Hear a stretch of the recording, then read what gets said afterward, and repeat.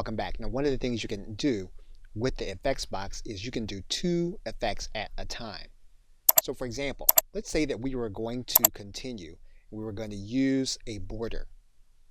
But then what we also wanted to do was we wanted to add in another effect. So what we can do is we can then click add another effect. And then what we're going to do is we're going to do a second effect. In this case, we're going to add in a filter effect.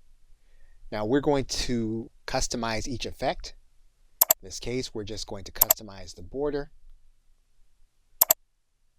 We're then going to customize our filter also.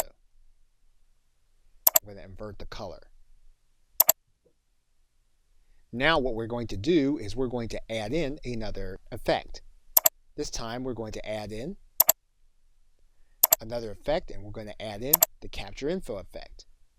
So now we basically have 3 effects that we're going to be capturing at the same time.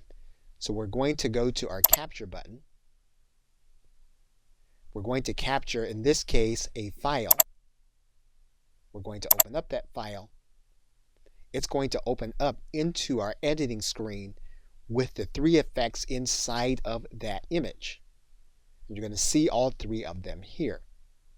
If we want to go back and we want to redo the same image with different effects, what we can do is we can then remove the effects if we don't like them and the way that they came out, and then we can capture the image again.